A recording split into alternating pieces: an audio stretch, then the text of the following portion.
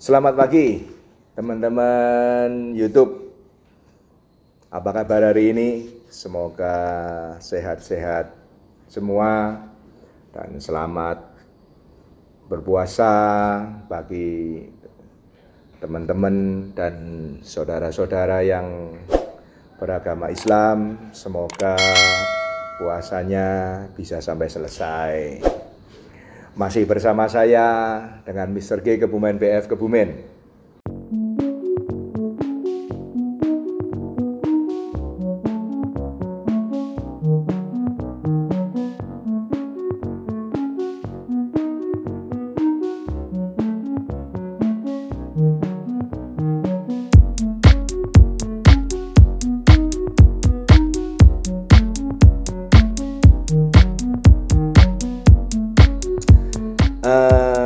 Pagi ini saya mau sedikit memberikan sharing atas pertanyaan dari teman-teman YouTube. Saya sapa dulu. Yang pertama, Empet Mecap. Selamat pagi Empet Mecap. Nah, di sini beliau menanyakan, minta pencerahan. Kalau harus memilih salah satu, pilih jantan prestasi atau betina terah juara, mau belajar ternak. Nah, ini pilihan yang agak susah ini. Cuman kalau pilihan pertama, tetap saya menyarankan ya betina yang terah bagus atau terah juara, ya pastinya dengan jantan prestasi atau jantan yang juara juga, itu hasilnya lebih maksimal. Tapi kalau pilihan kedua, kalau saya betina dulu. Jadi betinanya kita pilih yang terah prestasi, terah bagus, karena betina memberikan kontribusi ke anak itu 60% up. Sedangkan jantan maksimal 40%. Jadi tetap di betina kalau di tempat saya, kalau menurut saya. Jadi kalau memang harus memilih, ya betina kita tetap yang terah prestasi, yang jantan mungkin yang biasa. Itu anaknya biasanya akan lebih baik daripada kalau dibalik. Dalam arti jantannya yang bagus prestasi dan betinanya yang biasa aja. Nah, dari situ istilahnya pilihannya sudah jelas. Ini saya sampaikan berdasarkan pengalaman saya ternak ya 10-11 tahun jalan ini, dan juga teman-teman dari dosen referensi kita dari Dinas Peternakan, Fakultas Peternakan dan Pertanian, yang mengatakan bahwa ya minimal betina memberikan kontribusi 60%. Bisa lebih, bisa sampai 70%. Nah, kalau pernyataan itu kan pasti sudah didukung dengan riset, dengan penelitian. Nah, jantannya maksimal 40, ya bisa cuma 30%. Nah, itu mungkin bisa menjawab pertanyaan Pak Empet Mecap. Oke Pak Empet Mecap, terima kasih sudah setia di channel YouTube saya. Sekarang next kedua, ini dari Pak Eki DW2424. Ini Pak Eki Leni Natalia dari Prabu Mulih. Saya sapa dulu teman-teman Prabu Mulih. Pak Eki Leni Natalia, selamat pagi. Nah, ini beliau tanya, bagaimana kalau pejantan yang angkut sarang tapi sudah 2 bulan belum nelor, minta solusi. Nah, ini kalau bejantan yang mau ngangkut sarang itu biasa lebih baik, karena biasanya biasanya betina. Dan untuk kasus ini harus dilihat dulu, betina yang dijodohkan itu atau dipasangkan umur berapa, kondisinya seperti apa, jantannya juga sama, kondisinya seperti apa, umur berapa. Karena betina ideal, saya ngomong ideal ya, kalau di tempat saya, karena saya di tempat saya dari trotol itu betina dengan jantan asupan makannya nggak beda, jadi sama, kroto jangkrik sama. Di tempat saya di usia 7 bulan sudah mulai tak jodohkan. Sebulan, 2 bulan, biasanya kalau rezekinya bagus, sudah bisa produksi betinanya. Tapi kalau jantan, kurang lebih minim 1,5 lah. 1,5-2 tahun baru bisa produksi. Mungkin kalau jodoh-jodoh, tapi harus agak menunggu mundur kalau yang jantan. Jadi harus dilihat dulu ini jantan umur berapa, betina umur berapa. Itu yang pertama. Kedua, kondisi bulu. Kondisi bulu ya yang harus dijodohkan ya kondisi bulunya yang bulu baru semua. Jadi kalau salah satu ambrol, salah satu sulam, nah akhirnya pasti akan ada trouble, salah satunya seperti ini. Tapi kalau keduanya sudah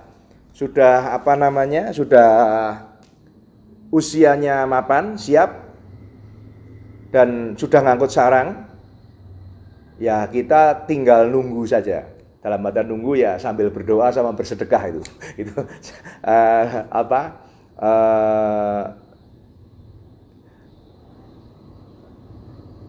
Tahapannya seperti itu.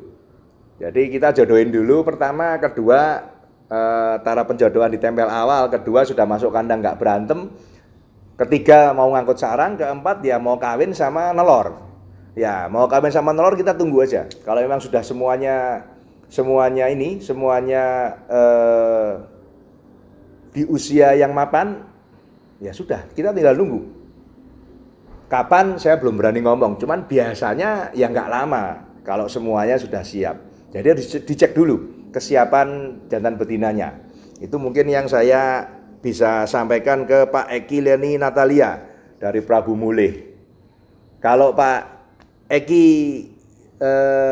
masih butuh sharing-sharing, tanya di YouTube saya boleh, saya bikinkan kontennya, atau ke handphone atau WA saya. Bisa juga. Oke, next Pak Eki. Ketiga dari Anglika BF. Ini saya sapa dulu Anglika BF, selamat pagi. Ini Anglika BF ini yang paling aktif ini. Tapi nggak apa-apa, saya akan berusaha memberikan sharing saya ke teman-teman YouTube. Ini Anglika BF tanya, gak pernah pakai ulat kandang atau ulat Hongkong di ternaan. Kenapa? Apa ada efek sampingnya? Karena saya selalu pakai ulat Hongkong dan ulat kandang. Mohon pencerahannya. Wah, ini kalau pencerahannya ini di sini cerah nih. Nggak, kita bercanda sambil bercanda ya. Jadi gini, kalau pola makan saya tidak berani komentar. Kenapa tidak berani komentar? Saya menjumpai banyak peternak yang sharing dengan saya.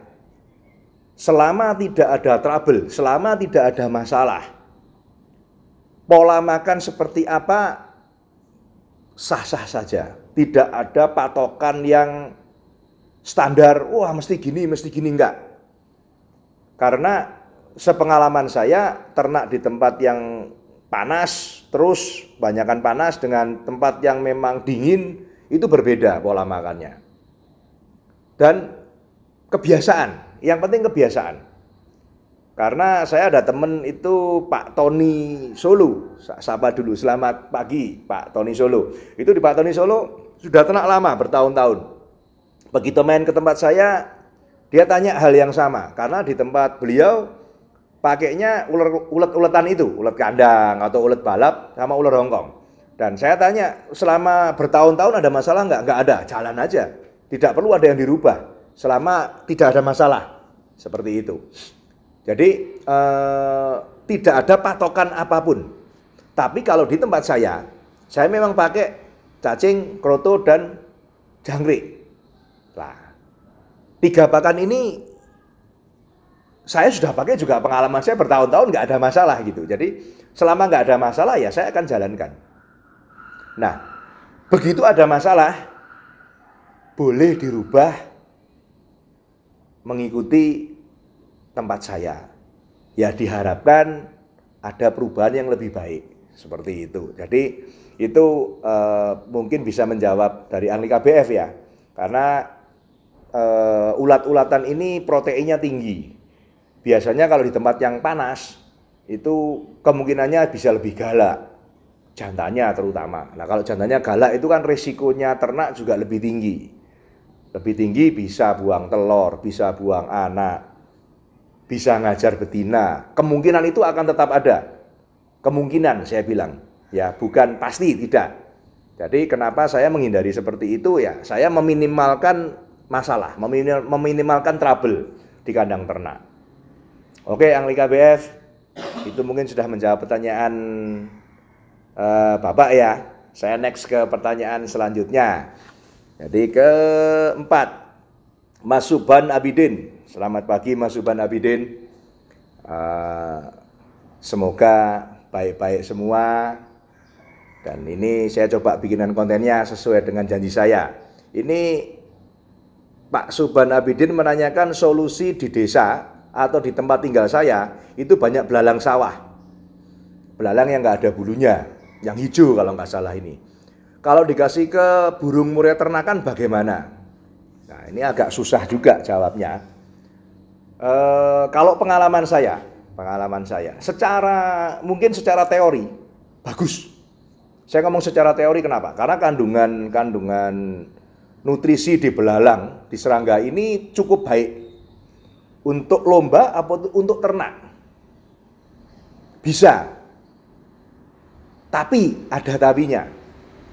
Ini pengalaman saya. Tempat tinggal saya juga sama, di belakangnya sawah. Biasanya kalau di sawah itu kan disemprot hama. Disemprot disinfektan. Nah, ini yang berbahaya.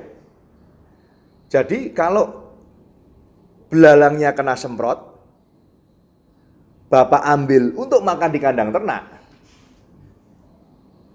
biasanya ya KO. Biasanya seperti itu.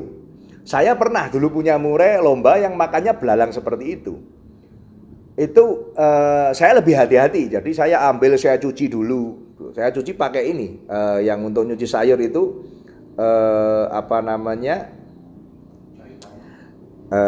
cairan apa itu kalau yang untuk nyuci sayur itu sebangsa mama lemon seperti itu. Saya cuci itu dulu, baru saya asupkan ke murai. Tapi ya nggak lama, amit-amit ya mati. Jadi kalau saya boleh menyarankan ke Pak Suban Abidin, jangan dipakai Pak. Kalau saya boleh menyarankan, karena resikonya terlalu tinggi. Terlalu tinggi bukan karena nutrisi yang dikandung, bukan, tapi karena memang ada disemprot itu masalahnya di sawahnya. Nah itu yang mungkin bisa membantu Pak Suban. Kalau saya sarankan ya tetap pakai serangga yang lain lah, jangkrik, kroto, atau ulet kandang, ulet hongkong kalau memang itu pengalaman Pak Suban sudah berjalan di sana. Kalau istilahnya di saya ya tadi kita pakai cacing, pakai kroto, sama pakai jangkrik. Nah itu mungkin bisa menjawab pertanyaan Pak Suban Abidin ya. Jadi itu hari ini saya mencoba memberikan sharingan dari teman-teman 4 orang tadi. Semoga sharingan ini bisa bermanfaat, bisa untuk saling bertukar informasi, supaya teman-teman breeding dan saya juga saling berbagi informasi dan mendapatkan hasil breeding yang maksimal. Oke teman-teman YouTube, saya sudahi dulu karena saya harus ada kerjaan yang lain. Teman-teman yang lain yang tanya dan belum saya jawab, boleh tanya atau bisa ke WA saya, nanti saya bikinkan kontennya di 0811 28 65 56. Nanti saya bikinkan kontennya supaya teman-teman YouTube bisa ikut mendapatkan sharingan atau informasi. Itu saja teman-teman, saya sudahi dulu. Tetap saya tutup dengan selamat berpuasa bagi teman-teman muslim. Sampai ketemu lagi. Salam konservasi, berkah dalam.